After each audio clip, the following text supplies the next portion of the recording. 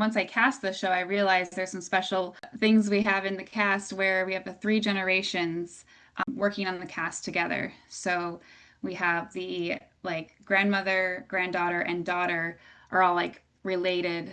So the aunt, it's like her daughter, and then the niece, they're like aunt and niece playing Mrs. Bennett and Lydia Bennett. They're related in real life. They are aunt and niece. So it's kind of cool. And then actually we have father and daughter as well. So we have Mr. Bennett and Elizabeth Bennett are actually father and daughter in real life, which is pretty cool. It's always fun when theater can be a family affair.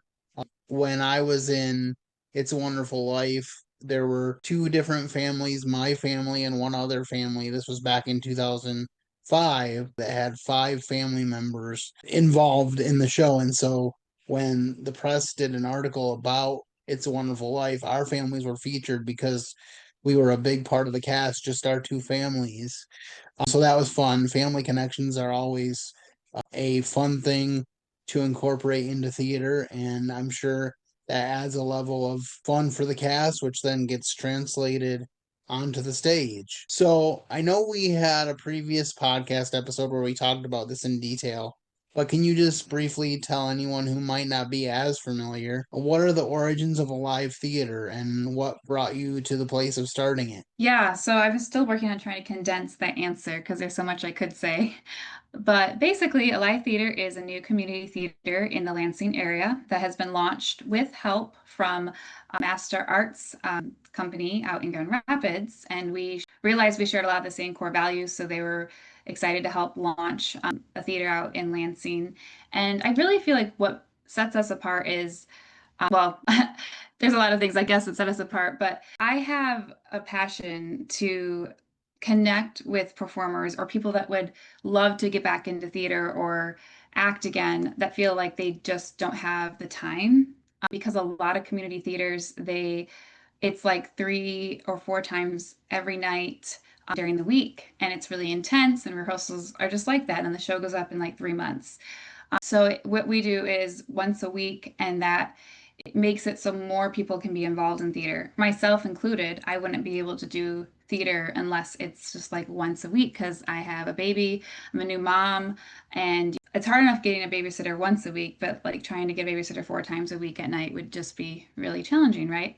So that is one of my big passions and something that I've been sharing with the community, and so many people in Pride and Prejudice have that story. They're like, I haven't done theater in years, so thank you, Live Theater, for giving me a chance to be able to do theater again because of the schedule and just how easy it is to work with. That's definitely a key thing. I know for me, one of the factors I deal with is I don't drive. So if I get involved in a show, somebody has to bring me to the venue and make sure that I make it to all the rehearsals.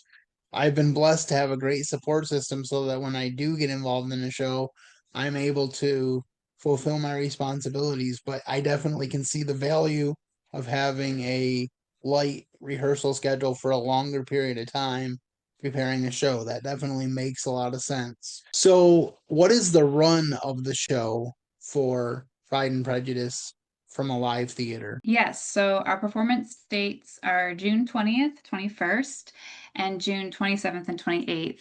So we open on June 20th and we run for 2 weekends, Friday and Saturday nights. Shows start at 7 o'clock, and then there's two matinees as well on those Saturdays at 2 o'clock. So altogether, it's 6 shows. You can take your pick out of 6 shows. And the tickets are on sale actually at masterarts.org.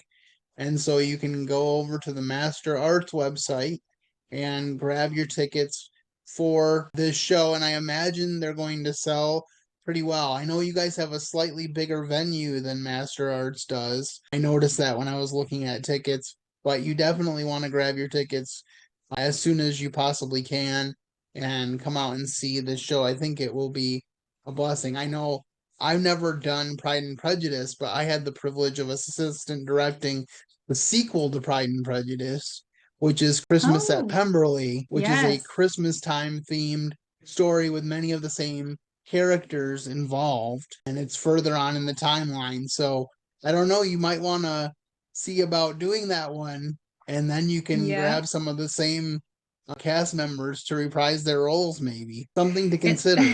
it's funny that you say that, Andrew, because we actually have been considering that exact thing.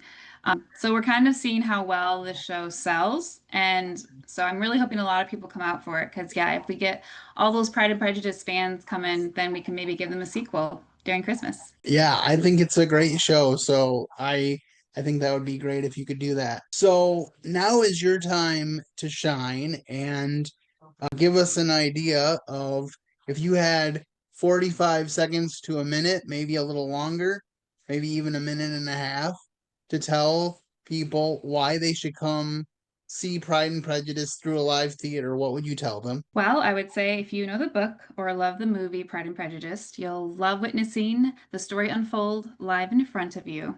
If you don't know anything about Pride and Prejudice, then let me tell you. You'll want to see the story.